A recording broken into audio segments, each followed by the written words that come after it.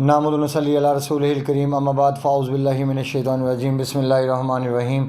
السلام علیکم ورحمۃ اللہ وبرکاتہ۔ میں ہوں حکیم آصف علی راؤ۔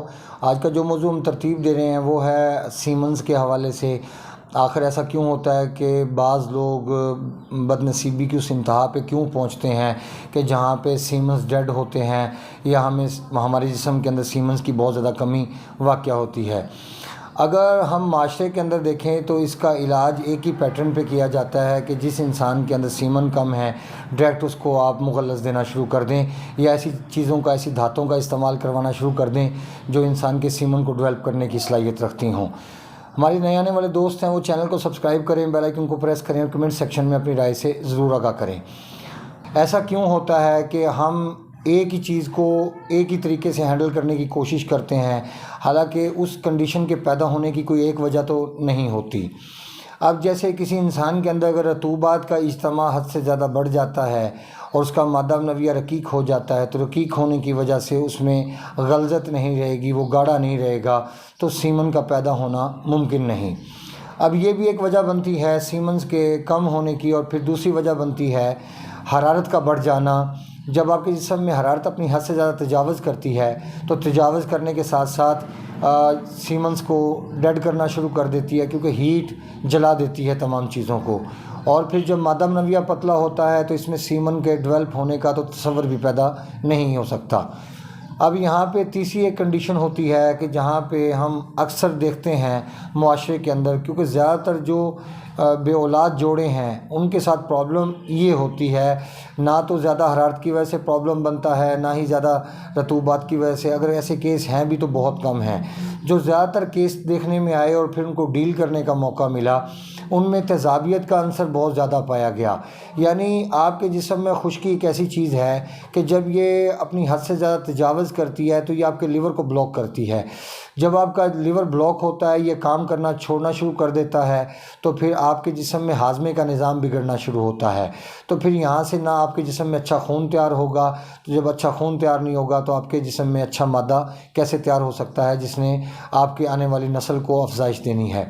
اب یہاں سے ہم دیکھتے ہیں تو نظر آتا ہے کہ پہلے تیزابیت کا ایشو ہے، اس کو سالو کرنا ضروری ہے، اس کو ختم کرنا ضروری ہے، معدے کا ٹھیک ہونا ضروری ہے، لیور کی ایکٹیویٹی کو نارمل کرنا ضروری ہے۔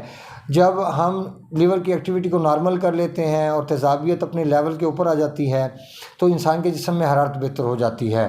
اب یہاں سے فائدہ کیا ہوتا ہے کہ انسان کا جو لیور ہے وہ ایکٹیو ہونا شروع ہو جاتا ہے، نظام درست کام کرنا شروع کر دیتا ہے۔ جب آپ کا نظام درست کام کرتا ہے تو آپ کے جسم میں بہترین خون بنتا ہے اور سوزش ختم ہونا شروع ہو جاتی ہے۔ جب یہ چیز کمپلیٹ ہو جائے، جب تیزابیت ختم ہو جائے، جب ایسیڈیٹی نہ رہے آپ کے وجود میں، یعنی نارمل رینج کے اندر آ جائے، کیونکہ یہ ہمارے جسم کا جز ہے، اگر یہ ختم ہو جائے گی تو انسان کا زندہ رہنا محال ہے، کیونکہ اس کی وجہ کہ انسان کا دل کام کرنا چھوڑ دے گا۔ لہٰذا یہ اپنی حد سے جب بڑھتی ہے تو اس کا صرف کام اتنا ہے کہ اس کو حد میں لا کے اس کو چھوڑ دیا جائے، اور اس کو ختم کرنا مقصود نہیں ہوتا۔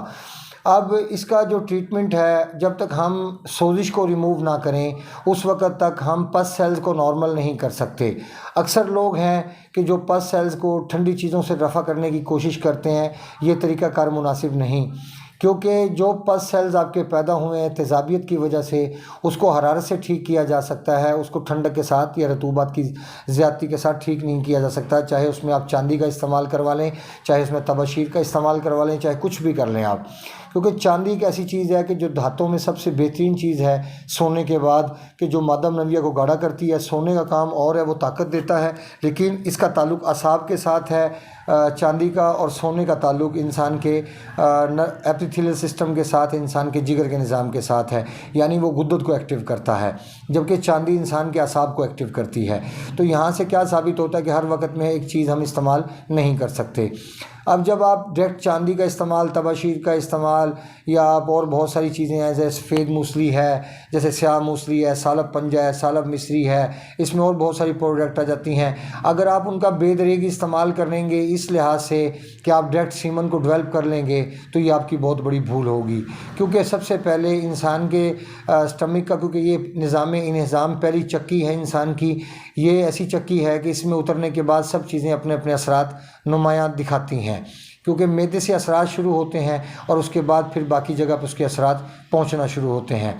تو سیمن کو ٹھیک کرنے کے حوالے سے، یا ہم اپنی اولاد لینا چاہتے ہیں اللہ پاک سے، اس کی پریشانی ہے ہمیں، تو اگر عورت ٹھیک ہے تو پھر مرد کو اپنی طرف دھیان کرنا چاہیے، اور اگر مرد اور عورت دونوں میں فالٹ ہے دونوں کا ٹریٹمنٹ ہونا چاہیے۔ اگر مرد میں پرابلم ہے مرد کا ٹریٹمنٹ ہونا چاہیے، اگر عورت میں پرابلم ہے تو عورت کا ٹریٹمنٹ ہونا چاہیے۔ یہاں پہ خاندانوں کے اندر اکثر ایک بات دیکھی جاتی ہے کہ اکثر لوگ اپنی توہین سمجھتے ہیں اپنا ٹیسٹ کروانا۔ یہ میں سمجھتا ہوں کہ مردانگی کے خلاف ہے۔ مرد بندہ کبھی میدان چھوڑ کے نہیں بھاگتا، وہ میدان سے دم دبا کے نہیں بھاگتا، وہ میدان میں کھڑا ہو کے مقابلہ کرتا ہے۔ اور میں نے مردوں میں اکثریت دیکھی ہے کہ جو نادان ہیں، کہ جو عورتوں کے اوپر انگلیاں اٹھاتے ہیں اور اپنی ذات کے اوپر اپنے گریبان میں جھانکنا پسند نہیں کرتے۔ حقیقت میں یہ ہونا چاہیے کہ سب سے پہلے مرد کو اپنے گریبان میں جھانکنا چاہیے۔ اگر وہ ٹھیک ہے، فٹ ہے، تو اس کا ٹریٹمنٹ کی ضرورت نہیں، تو اس کو عورت کے ٹریٹمنٹ کی طرف توجہ کرنی چاہیے، کیونکہ زندگی اور موت جب تک انسان کے ساتھ اٹیچ ہے تو بیماریاں بھی اٹیچ ہیں۔ جب تک آپ زندہ ہیں بیمار ہو سکتے ہیں، اور بیمار ہونا آپ کی اپنی حرکتوں کا نتیجہ ہو سکتا ہے۔ اللہ رب العزت کبھی بھی انسان کو بیمار نہیں کرتے، لہٰذا 100% اس کا ٹریٹمنٹ موجود ہے۔ اور اکثر جگہ پہ دیکھا جاتا ہے کہ سیمن کے ڈیڈ ہونے کی وجہ، اکثر لوگوں میں ایک چیز اور دیکھی جاتی ہے کہ سیمن مکمل طور پہ نل ہو جاتے ہیں، ختم ہو جاتے ہیں۔ حقیقت میں ان کو ڈیولپ کیا جا سکتا ہے کہ اگر کسی انسان کے سلگش، گڈ، ایکسیلنٹ، یہ تمام کے تمام اگر نل بھی آ جاتے ہیں تو یقین کریں ان کو پھر بھی ڈیولپ کیا جا سکتا ہے۔ لیکن بات پھر وہیں کی وہیں ہے کہ پہلے پرابلم کو دیکھا جائے کہ اس کی وجہ کیا بنی اور اس کو ٹریس آؤٹ کیا جائے۔ اکثر بیشتر جو لوگ مسٹربیشن کرتے ہیں وہ بھی بے اولادی کا شکار ہوتے ہیں، اولاد نہیں پیدا ہوتی ان کو بھی۔ اور جن لوگوں کی مسٹربیشن چاہے انہوں نے چھوڑ دی ہے، چاہے وہ ڈراپ کر چکے تھے کافی عرصہ پہلے، اور پھر بھی اس کے باوجود اولاد نہیں ہو رہی، تو اس کا مطلب ہے جو نقصانات پہنچ چکے تھے ان کا ازالہ ضروری ہے، ورنہ نتائج زیرو رہیں گے، اور آپ ساری عمر بددعائیں دیں گے ان لوگوں کو جو لوگ ٹریٹمنٹ کرتے ہیں۔ کیونکہ ٹریٹمنٹ کرنے والے بھی اگر اپنے آپ کو پہچانیں اور صحیح رستہ اختیار کریں تو یقین کریں کہ بہت سارے لوگوں کی زندگیوں میں روشنی لے کے آئی جا سکتی ہے۔ اپنے دوست احباب کا خیال رکھیں، ملتے ہیں انشاءاللہ مزید انفارمیٹیو ویڈیو کے ساتھ۔ وما علینا الا البلاغ المبین۔ السلام علیکم ورحمۃ اللہ وبرکاتہ۔